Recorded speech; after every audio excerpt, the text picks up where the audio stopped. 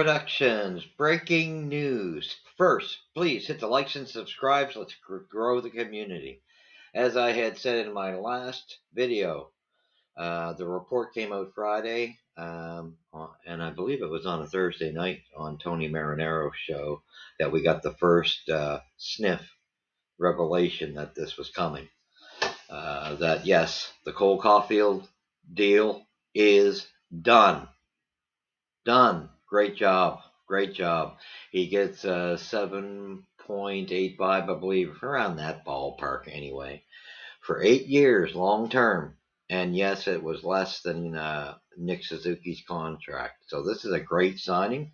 Great job for Kent Hughes and Jeff Gordon. Wonderful job. This is wonderful news.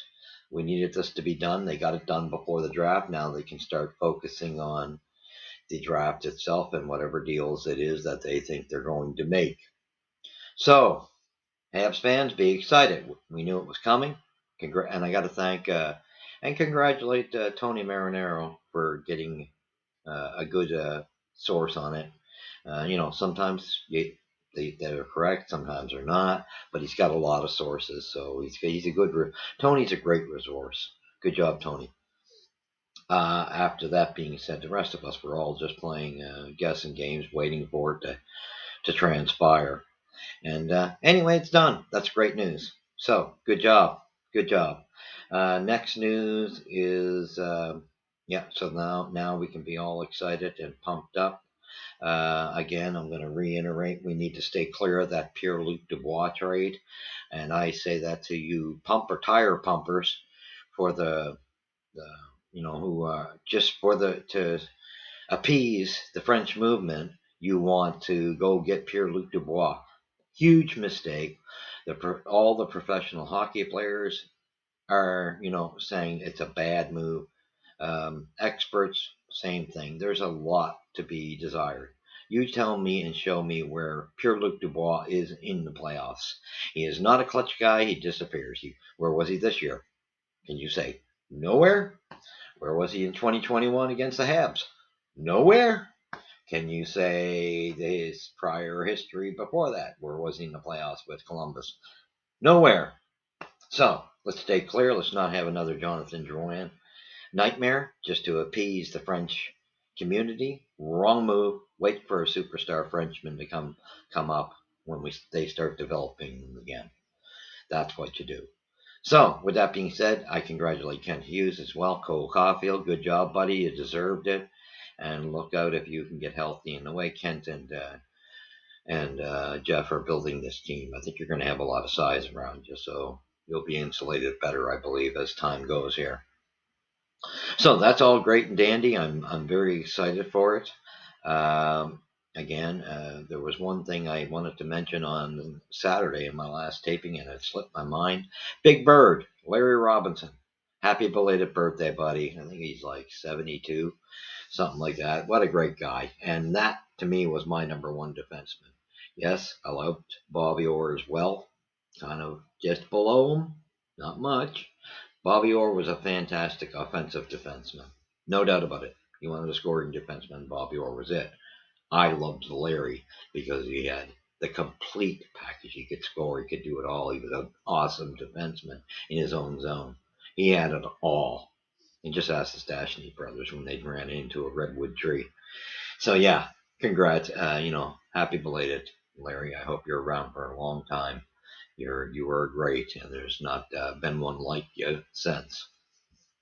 And with that being said, so next we are getting closer. Guys, get excited.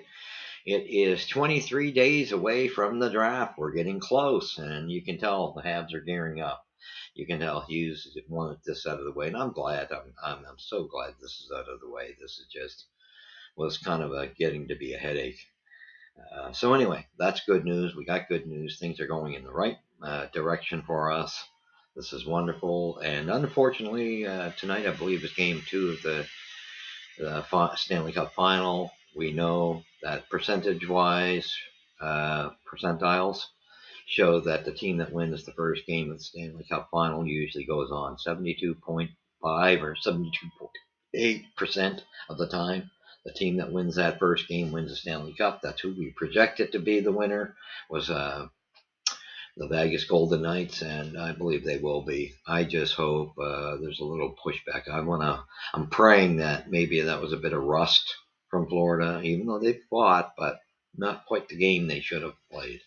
And you couldn't blame it on Bobrovsky. He stood on his head. Uh, the Knights were just very smart in shooting it in from the point. So good coaching there. Cassidy did a wonderful job of coaching that. They knew if they're going to beat them, shoot from the point, and that's what they did. Get some screens. Hard for him to stop what he can't see. So anyway, with that being said, we're going to game 2. Let's hope it goes to game 6 or 7, just for some entertainment sakes, to be a closer series. And with that being said, I want to thank you, and we'll be keeping up. This is our video for this week. Although, again, we've been known to come up with 2 or 3 every now and then. So keep your eye open. We'll be watching closely for more news in the Hab land. So thank you for joining me. Again, I want to get you to, I appreciate your help. Hit the likes, subscribes, and I would also ask you to tell your friends, anybody you know, if they could do so. We want to grow this community. And where does the puck drop first? At Center Ice Productions. Thank you for being with us. We shall see you again. And go Habs go. And oh, one more real quick note. We have to stay within those 5 top players for the draft. We've said this. Junkie made a valid point with Ram Bucker, which I had mentioned in an earlier video, to probably about 2 or 3 videos ago. I didn't want this guy. Montreal does not need another defenseman. We're in such great shape there. We do not need to make a mistake there just because there's a connection between him and Hughes. I don't want to see that. Sorry. Let's stick. We know Bedard's going Chicago. Anaheim could trade that too because they put it out there. They're willing. But if they don't, they'll probably go Fantilli. And then, you got San Jose and, right down to the Habs. There's 3 picks there. It could be, I'm projecting Carlson goes 3. And then probably, I don't know who's going to go between Will Smith and Mitchkov. But whoever's of those top 5 players, the Habs have to stick to that and draft them, one of those guys, when they fall to them. It's sad that it's going to be that way, but at least they're in those top 5 guys, and there's such a drop-off after them. So let's hope to God that they just stick to the guns and don't go by influence and rumors. You got to take a chance on one of these 5 guys. There's too drastic. You don't need to make a Kachuk or a Kreider mistake again. Whereas we went out and got Galchenyuk and KK, and nothing to knock KK, but KK should have went 15th, around 15th, 18th. He went way far too high, so it's not a knock against him. I don't think he was given an appropriate chance, but at the same token, he was nowhere near close to Kachuk material. There's no and ifs and buts. Kachuk was well ahead in that draft. So let's stick to our 5. And please, guys, don't get distracted. I'm sure they're smart enough to keep their caps on. Anyway, thank you again. Where's Puck Drop first? Center Ice Productions. Right on. Come here. Like I say, hit the like, subscribe. We shall see you in the next episode. And God bless you and have a great day.